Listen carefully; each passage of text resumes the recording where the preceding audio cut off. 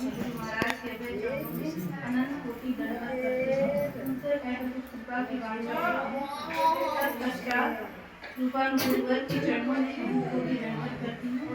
समस्त वैष्णव मंदिर को यथार्थ दंडवत प्रणाम करती हूँ। आज का दिन बहुत ही विशेष है क्योंकि आज एक महान आचार्य जो हमारे गुरुदेव भी हैं, जो राधा कुंड मतलब साक्षात जहाँ राधा कुंड है उसके समीप ही उनका मठ है और वहाँ के जो आचार्य हैं उनका आविर्भाव मतलब जन्मतिथि है। तो जैसे एक नॉर्मल हम और आप हमारा एक जन्म होता है तो हम लोग का जन्म और ये होता है, लेकिन जो आचार्य और जो भगवान होते हैं, आचार्य जो मतलब संत वैष्णव होते हैं जो भगवान की शिक्षा को लेकर हम तक पहुंचाते हैं, उनको आचार्य कहते हैं क्योंकि वो खुद ही ऐसा आचरण करते हैं उसके बाद प्रचार करते हैं, इसलिए उनको आचार्य कहते हैं। तो उनका आविर्भाव है। तो जैसे भगवान का जन्म होता है और उसके बाद भगवान इस धराधाम को छोड़ के जाते हैं, तो उनका उसी प्रकार जो आचार्य होते हैं उनका आविर्भाव होता है और जब इस धराधाम को छोड़ के जाते हैं तो उनका तिरोभाव होता है, उसको तिरोभाव कहते हैं। उनको ऐसा नहीं कहेंगे कि वो मर गए और ऐसे जन्म हो गया, उनका आविर्भाव होता है। तो आचार्य का जन्म क्यों होता है? क्योंकि जो आचार्य होते हैं ना वो भगवान का ये कार्य लेके आते हैं। तो भगवान का क्या कार्य है? हम सब भगवान के बच्चे हैं, तो भगवान बोलते हैं कि जो माया में जो ये बंधा हुआ जीव है उसको मुक्त करने के लिए भगवान, अब जो आचार्य कौन होते हैं? भगवान के बहुत निकट जो हमारे आसपास, जैसे मेरे घर के बच्चे मेरे आसपास, उसी प्रकार भगवान के वो निकट में रहने वाले हैं जो वो गुरुदेव होते हैं, संत वैष्णव होते हैं। तो भगवान उनको भेजते हैं कि इन जीवों का कल्याण कैसे होगा। ये तो अपने आप में ही अपने परिवार में अपने आसपास में मतलब उनका पूरा समय इसमें लग रहा है। वो मेरा नाम लेने से भी डरते हैं, लगता है कि नाम लेंगे तो कुछ मतलब संत हो जाएंगे, कुछ हो जाएंगे, ऐसा डरते हैं लोग भगवान का नाम। इसीलिए भगवान गुरु वैष्णव को भेजते हैं कि जाइए उन लोगों को नाम के माध्यम से उनका कल्याण कीजिए। इसीलिए आचार्य इस धराधाम पे आते हैं और इस प्रकार जब सब लोगों का कल्याण करते हैं और फिर भगवान का कार्य करके वो चले जाते हैं। तो गुरु का क्या जरूरत है? हम लोग तो आराम से भगवान का पूजा कर ही रहे हैं, भगवान हमको कभी दिखते भी हैं, बहुत लोग कहते हैं भगवान का दर्शन होता है। देखिए भगवान अगर दर्शन भी दे देंगे ना तो जब तक गुरु नहीं आएंगे तो हमको भव सागर से पार नहीं ले जाएंगे। भव सागर का पार का क्या मतलब है? जैसे कि जन्म मृत्यु का चक्कर से छुड़ाने के लिए जो हम लोग और पूजा करते देवी देवता को भजते हैं, वो इस जगत में हमको ये सामान चाहिए, जैसे दुकान से हमको चीनी चाहिए तो हम 5 रुपए की हमको 5 रुपए का चीनी मिलेगा, तो वही चीज हमको इस भौतिक जगत में कुछ चीज चाहिए तो हम देवी देवता से मांग सकते हैं। लेकिन हमारा जो भी है ना उससे पुण्य मिलेगा, लेकिन हमारा पाप कटित कब होगा? जब हम भगवान का नाम लेंगे। भगवान का नाम कैसे? ऐसे ही ऐसे तो पाप कटित हो, लेकिन गुरु का आश्रय लेकर जब हम भगवान का नाम लेंगे तभी इस जन्म मृत्यु के चक्कर से हम छूटेंगे। तो आप लोग कहेंगे कि जन्म मृत्यु से चक्कर से छूटने का क्या जरूरत है? आराम से तो जन्म ले रहे हैं, कितना संसार में सुख है। ऐसा नहीं, सुख आप लोग को हो सकता है पूर्वजन्म का कुछ सुकृति है तो बहुत सब चीज अच्छा मिला है। बहुत लोग ऐसा देखते हैं हॉस्पिटल में पड़ा हुआ है, हाथ पैर टूटा है या फिर बहुत बीमारी से ग्रसित रहता है, तो लगता है ना कि क्या ऐसा पाप किया इसलिए इसको ऐसा मिला है। तो बहुत सौभाग्य से किसी को मनुष्य शरीर मिलता है और उसमें सब कुछ सही मिलता है। तो अगर इस मनुष्य शरीर को लेकर हम गुरु का आश्रय लेकर भगवान का भजन नहीं करेंगे तो आगे जन्म हमको मनुष्य का मिलेगा ही नहीं, और जितना पाप भी उसके अनुसार हमको जन्म मिलेगा, उसमें पशु पक्षी बनेंगे तो क्या उसमें भजन कर लेंगे? देखिए हम माता पिता को हर जन्म में मिलते हैं, हर योनि में मिलेंगे आपको। देखिए यहाँ पे जो गाय बैल सबका बच्चा है ना, उसी प्रकार हम लोग को भगवान मनुष्य क्यों बनाए? सिर्फ यही सब करने के लिए नहीं थी, मतलब जन्म दिए बच्चों को उनका पालन पोषण किए, हम लोग को इतना दिमाग होगा क्यों दिए कि ऐसा भी नहीं कुछ बड़ा बनने के लिए डॉक्टर बन जाएंगे इंजीनियर, वो हर जन्म में बहुत बार बने हैं। क्यों दिए ये हम लोग को इतना दिमाग कि हम भगवान का भजन कर सके, तभी इस जन्म मृत्यु के चक्कर से छूटेंगे। और जन्म मृत्यु के चक्कर से छूटने का क्या जरूरत है? क्योंकि मतलब जीव को ना 4 प्रकार के दुख होता है, जन्म मृत्यु जरा व्याधि। मतलब जन्म लेने में जीव को ना बहुत कष्ट होता है, इतना कष्ट कि वो जो माता के गर्भ में ना एकदम उल्टा लटकाया जाता है। और जैसे आप सोचिए आपको किसी ऐसे रूम में छोटे से रूम में बंद कर दिया जिसमें खाली कीड़ा मकोड़ा है, और मतलब पूरा टीम है सब ये है, तो आप रह पाएंगे कितना दे रहे हैं, नहीं रह पाएंगे। तो जन्म लेने में जीव जब गर्भ में रहता है ना, इतना तड़पता है, 7वें महीने में भगवान को याद करता है कि हे भगवान, तब उसको याद आता है कि अब भगवान है मेरे। तो भगवान को बोलता है कि हे भगवान, आप मेरे को यहाँ से निकालिए, उसके बाद हम आपका भजन करेंगे। ये हम लोग भगवान से वादा करके आए हैं। छोटा मोटा वादा तो हम आस पास जो अपने घर से करते, किसी को तो बहुत याद है। भगवान से हम ये बोल के आए कि इस कष्ट से निकालिए, तब हम आपका भजन करेंगे, निकलते साथ ही हम आपका भजन करेंगे। ये बोल के आए, इतना कष्ट में जीव रहता है। उसके बाद जब निकलने लगता है उसको, तब जब भजन करने लगता है भगवान का, तो बोलता है यही जगह अच्छा है भगवान, मेरे को मत निकालिए। क्योंकि जैसे ही बच्चा निकलता है, आप देखते हैं छोटे छोटे बच्चे, उनको पूरा माया घेर लेता है। माया के साथ वो क्या करते हैं, देखते हैं, रोते हैं, हंसते हैं, लेकिन कुछ भी उसको समझ नहीं आता है। और अब संग अच्छा नहीं रहा, जैसे आसपास आपके भजन का माहौल नहीं रहा, तो फिर बच्चा वही गाना जैसा सुनाएंगे वो सुनेगा, जैसा करेंगे वही करेंगे। तो हम भगवान को भूल जाते हैं, हम भगवान का भजन नहीं, जो हम वादा करके आए उसको भूल जा रहे हैं। और यही चीज है मरने में क्या होता है, इतना कष्ट होता है ना कि जैसे कितना 1000 बिच्छू काटता है उसका कष्ट होता है। और जैसे कि किसी 2 कागज को हम एक फेविकॉल से चिपका देंगे और उसको निकालने में जो कष्ट होता है, उसको हम निकालेंगे कितना, उतना कष्ट जीव को मरता है ना, तो हमको लगता है मेरे सामने वो मर गया है, उसका प्राण निकल गया, लेकिन जब उसका प्राण यहाँ से निकलता है ना, उतना दर्द उसको होता है। तो ये 2 चीज बहुत कष्ट है। और जरा व्याधि मतलब बुढ़ापा आता है और ये बीमारी आता है। तो इससे बचने का एकमात्र उपाय है भगवान का हम शरण लेंगे, तो वही हमें इससे निकालेंगे। और भगवान का शरण हम डायरेक्ट नहीं ले सकते, इसलिए हमको गुरु का आश्रय लेना पड़ेगा। जैसे किसी स्कूल में हम पढ़ते हैं तो हम डायरेक्ट हम बोलेंगे कि हमको मेडिकल साइंस का पूरा जानकारी है, और हम आपसे बोलेंगे कि मेरे चेक करवाएंगे, तो आप कराएंगे। जब तक किसी हॉस्पिटल में हम नहीं डॉक्टर है तो आप नहीं दिखाएंगे। इसी प्रकार हर क्षेत्र में हमको म्यूजिक सीखना है तो म्यूजिक टीचर के पास जाते हैं, कुछ भी इसको सिलाई सीखना है, यहाँ तक कि हमको खाना का भी सीखना है यूट्यूब से देखते हैं, तो ये एक प्रकार का गुरु हुआ ना। तो हर क्षेत्र में हर जगह में मेरे को गुरु चाहिए। तो इसी प्रकार भजन करने के लिए भगवान ने पद्धति बताए हैं कि गुरु आपको बनाना पड़ेगा। और भगवान ये कहे कि कृष्ण यदि कृपा करें कौन भाग्यवान है, अंतर्यामी गुरु रूपे सिखाए आपने। मतलब कृष्ण किसी भाग्यवान जी पर कृपा करते हैं तो उसको अंतर्यामी गुरु के रूप में शिक्षा देते हैं। मतलब जो गुरु है ना, हमको लगता है कि मनुष्य है, लेकिन उनके अंदर भगवान का आवेश है। वो हमको ऐसा लगता है कि उनको भी सर्दी हो रहा, बुखार हो रहा है, लेकिन वो भगवान का शक्ति है, कृपा करने की ज्ञान। इसीलिए बिना गुरु बनाए हमारा कोई भी कल्याण नहीं होगा। हम जो भी करते हैं गुरु आश्रय के बिना, जो भी भगवान को अर्पित कर रहे हैं वो अर्पित नहीं हो रहा है, कुछ नहीं जा रहा है हमारे। हम बस ये सब जो कर रहे हैं व्रत वगैरह, बस यहाँ के लिए, जाने के बाद हमको कुछ नहीं मिलेगा। जैसे मान लीजिए हम नौकरी कर रहे हैं, बहुत अच्छा कमा रहे हैं, लेकिन हम अगर घर नहीं बनाए तो रिटायरमेंट के बाद हम इधर उधर भटकना पड़ेगा। वही चीज हमारा है, ये हमको मनुष्य जन्म मिला है, पूरा इसी तरीके से बिता देंगे। तो मरने के बाद तो हम कुछ भजन लेके जाएंगे नहीं, तो हमारा क्या गति है, कुछ गति नहीं है। हमको नरक में मतलब नरक होगा ही, उसके बाद में हमको वापस आएंगे तो मनुष्य ने तो मिलना ही, क्योंकि चीज हम जो खाते हैं ना, उसको तो पक्का है कि मनुष्य शरीर नहीं। और गलती से जो मतलब अच्छा आहार भी करें, भगवान का भजन मिले, तो मनुष्य मिलेगा, उसके साथ इतना कष्ट रहेगा कि आप भजन क्या करेंगे।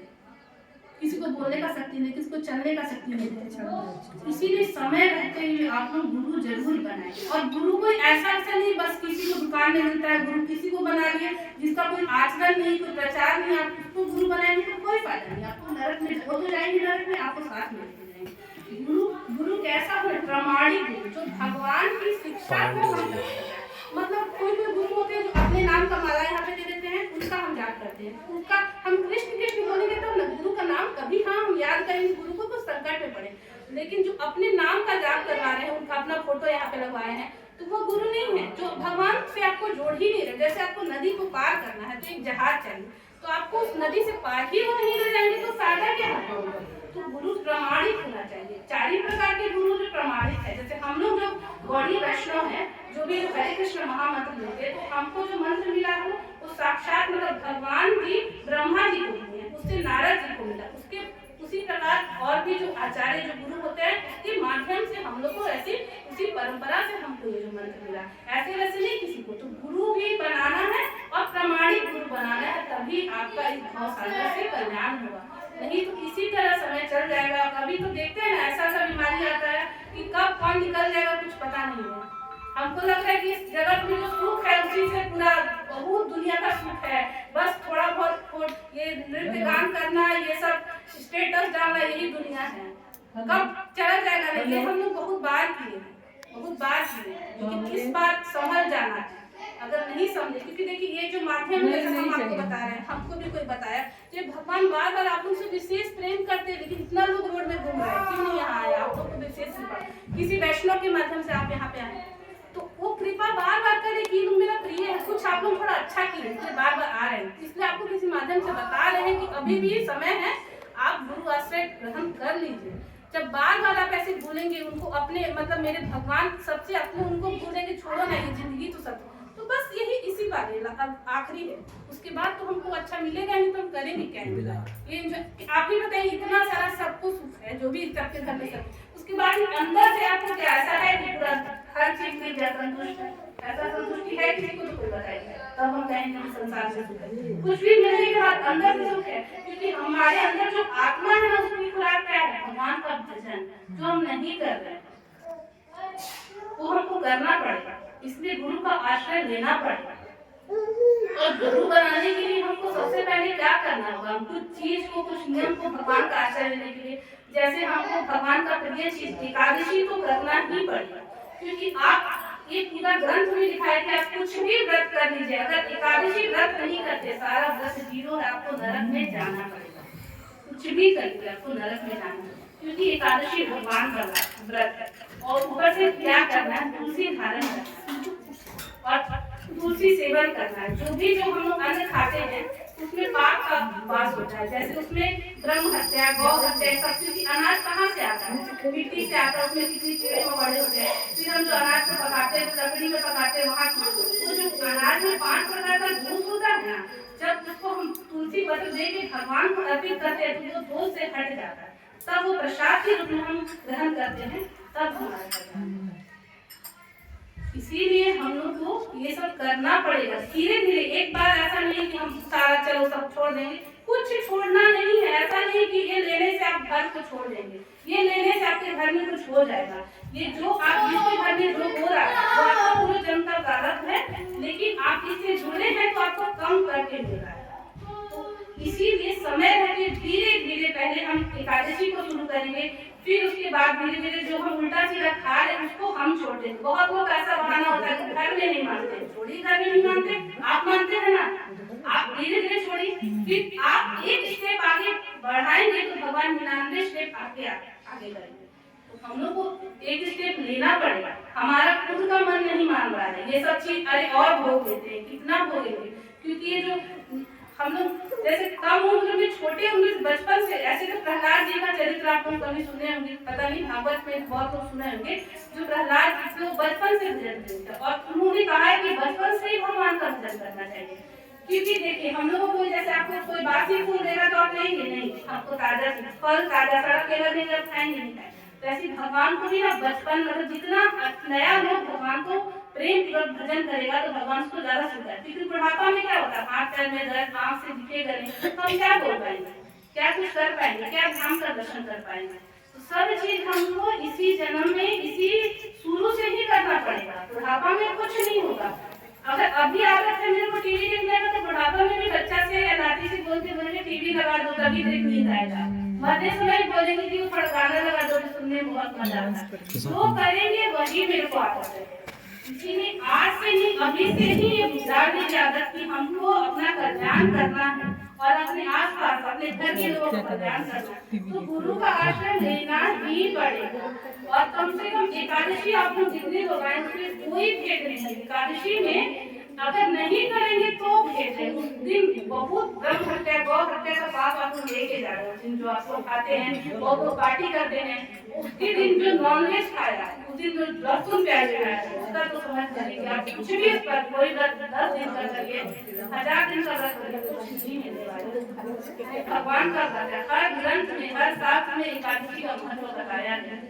हम लोग समझते हैं कि एकादशी करने से किसी घर में कुछ हो जाता है, ऐसा कुछ नहीं होता है। और एकादशी में तो अगर गलती से किसी की मृत्यु हो गई तो दोबारा जन्म लेना ही पड़ेगा, भगवान के धाम पर जाएंगे। और बहुत लोग ऐसे भी हैं जो भगवान को बोलते निराकार है, क्या पूरा करना है। देखिए भगवान कितने सुंदर रूप है, उनका सच्चिदानंद रूप है, मतलब भागवत में वर्णन किया सच्चिदानंद रूप है, विष्णु बताया इतना सुंदर रूप है भगवान का। उसके बाद हम उनको निराकार कहते हैं। अगर हम निराकार के रूप में भजन करेंगे तो ज्यादा से ज्यादा बहुत भी अगर हम उसमें आगे बढ़ भी पाए तो हमको मोक्ष भी, मोक्ष क्या है, मोक्ष हमको क्या भगवान के अंदर मिल जाना है। अगर हम किसी को पसंद करते तो अच्छा इंसान है तो हम देखना पसंद करेंगे, उसके अंदर घुस जाएंगे तो हम कर सकते हैं। मोक्ष मतलब भगवान में मिल जाना। इसीलिए जो भक्त होते हैं वो मोक्ष नहीं चाहते, क्या चाहते हैं भगवान के, हम भगवान के धाम में जाकर भगवान की सेवा में सम्मिलित। इसीलिए जब हम साकार रूप में भगवान का भजन करेंगे तो हम भगवान के धाम में जाएंगे। और जो हम लोग भजन करते हैं भगवान की कोई पत्नी और ये पति के रूप में नहीं, हम लोग सब लोग भगवान के दास हैं। और जो हम लोग राधा कृष्ण मिलित रूप की मतलब उनकी सेवा में सम्मिलित, ये हमारा उद्देश्य है। हमारा कुछ ऐसा उद्देश्य नहीं है कि इसको करके कुछ नहीं करना है, बस भगवान हमारे पति नहीं है हमारे, हम बस उनके दास के अनुगत्य में भजन करते हैं कि हम दासी जो राधा रानी की सखी है वो सेवा में नहीं, उनके सखी का सखी दासों के दास में हम सम्मिलित हो सके, बस यही हमारा उद्देश्य। इसीलिए भगवान का इतना सुंदर साकार रूप है तो उसका भजन करना चाहिए। इसीलिए आप थोड़ा सा सावधान हो जाइए। इसीलिए भगवान आपकी कृपा करे तब ना बार बार सब सुन रहे हैं।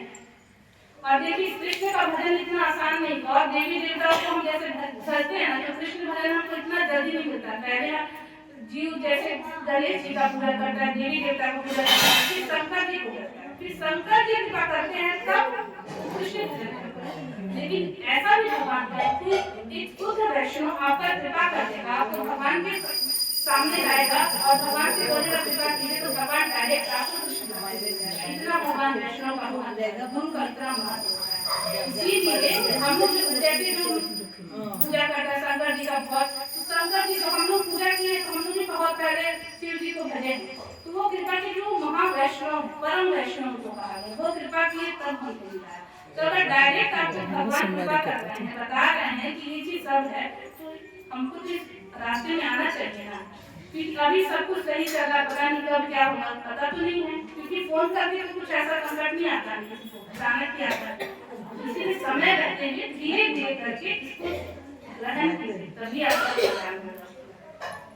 और आज जो हमारे गुरुदेव का जो जन्मदिन है उनके बारे में कुछ बताना चाहूंगी। मतलब ऐसा है कि देखिए बहुत सारे इस्कॉन भी है, इस्कॉन के बारे में हम ये बताते हैं। जो हम लोग का गौड़ीय मठ है ना, उसके एक आचार्य है भक्ति सिद्धांत सरस्वती गोस्वामी प्रभुपाद, आप लोग सुने में पीएम एक बनाए थे प्रभुपाद जी का ये करने के लिए। तो वो जो भक्ति सिद्धांत सरस्वती गोस्वामी प्रभुपाद है उनके बहुत सारे शिष्य थे, तो उसमें एक शिष्य जो है जो इस्कॉन के फाउंडर है, तो इस्कॉन के हम ही लोग से निकला है। वो जब विदेश में प्रचार करने चले गए तो इसीलिए उनको वहाँ का इस्कॉन का ही बना दिया। लेकिन इस्कॉन हमसे ही निकला, तो विदेश चल गया तो एक अपना बना लिया, तो हम लोग भी जो भजन करते हैं वही है।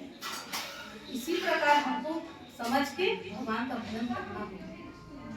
और इतना तो हम कर सकते हैं, भगवान का नाम करना भी है, मतलब नाम में इतनी शक्ति है ना, कहा जाता है एक कृष्ण नाम जितना पाप काटेगा ना उतना पापी का समझ नहीं कि उतना पाप कर सके। तो इसीलिए भगवान का नाम और भगवान दोनों समान है। तो इसीलिए कम से कम इतना तो हम कर सकते हैं। जो इधर उधर हम बैठे रहते हैं, उधर देखेंगे आसमान देखेंगे ये देखेंगे, तो भगवान का नाम तो ले सकते, इसमें तो कोई नहीं मारेगा हमको, ये तो कर सकते हैं ना। कृष्ण माधव जो भी आपको नाम पसंद है भगवान का नाम लीजिए। कभी इकट्ठा होकर बहुत तो थोड़ा हरे कृष्ण मंत्र जैसे हम कर रहे हैं तो वो कीजिए, उससे आपको अच्छा होगा। वहाँ का आसपास का जहाँ महामंत्र होता है ना उसका आसपास का पूरा वातावरण शुद्ध हो जाता है, क्योंकि कलयुग केवल नाम का आता है। और इसीलिए मतलब भागवत में कहा गया है कि कलियुग दोष से निभे राजन एक महान व्रत तीर्थराजीव कृष्ण से मुक्त संग परम रज। मतलब कलयुग दोषों का खजाना है, लेकिन एक महान गुण क्या है, भगवान बोले हैं कि यहाँ का जीव इतना चंचल है, उसका कल्याण कैसे होगा। इसीलिए बोले हैं कि हरिनाम संकीर्तन जो भी खाते पीते उठते बैठते जो भगवान का नाम लेगा उसका कल्याण हो जाएगा। तो ये युग क्या है, भगवान का कीर्तन का युग है। इसमें हम यज्ञ करेंगे, तपस्या 10 दिन के लिए बैठ जाएंगे तो क्या होगा, 10 दिन में हम सूख जाएंगे और पता चलेगा कुछ दिन बाद हमारी मृत्यु हो गई। ये तप का जमाना नहीं है, ये यज्ञ का जमाना नहीं है, ये नाम नाम संकीर्तन का जमाना है, इसीलिए हम जहाँ भी रहें इस युग में हम हरिनाम संकीर्तन करेंगे, जिससे हमारा कल्याण होगा। इसलिए आप लोग से निवेदन है कि आप लोग हरिनाम संकीर्तन को कीजिए अच्छा से।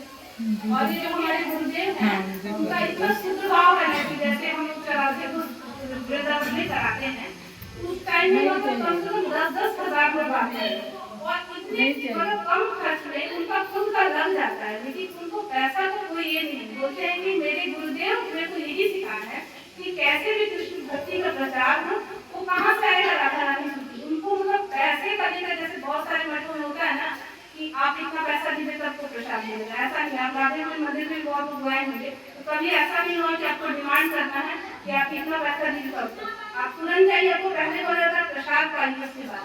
ये सब हम लोग के गुरुदेव सिखाएंगे। तो हम लोग मतलब ऐसा होता है ना कि जो वो पैसा होता है परिक्रमा का तो कम पड़ जाता है, लेकिन हम लोग सब लोग किसी को सबसे बोलते हैं गुरुदेव आप कुछ बढ़ाइए, इतना साल से इतना कम नहीं कर रहा है। तो बोले नहीं, बहुत गरीब लोग ऐसे हैं जो साल भर पैसा जुटाते हैं कि एक साल में वृंदावन आएगा, तो वो कैसे, उनका भाव तो ये हो जाएगा ना कि उनको वृंदावन, इसीलिए हमको पैसा जो राधा रानी का कृपा उससे मेरा मठ बढ़ जाएगा इसीलिए। और बहुत सारी गौड़ी मठ में क्या है कि उतना ज्यादा बड़े बड़े लोग जुड़े नहीं है, तो इसीलिए उतना फंड में नहीं आता। लेकिन हम लोग को बस ये सिखाया गया है कि हम लोग का उद्देश्य है प्रचार, इसी माध्यम से प्रचार। जैसे हम लोग को ये भी कहा जाता है कि आप लोग को भी किसी को चंदा देके भी कीर्तन कीजिए, लोगों का कान में जाए गुरुदेव हम लोग को हमेशा यही सिखाते हैं कि सबके कान में हरिनाम संकीर्तन डालो। कोई पैसा कोई बड़ा चीज नहीं, भगवान का कृपा ही सबसे बड़ा, और उनका कृपा होगा खुशी से आदमी सबसे ज्यादा पैसा रुपया से मैं खुश नहीं होता। आप लोग भी कभी सौभाग्यवत उनके साथ चलिए, जैसे कराची को ये ले जाते हैं परिक्रमा बोले तो 10 अक्टूबर में ले जाएंगे, अगर आपको कोई इच्छुक हो तो जाइए। उनके साथ धामवासी के साथ धाम में दर्शन करना बहुत सौभाग्य होता है। आप लोग भी कभी चलिए परिक्रमा, पता चल जाएगा।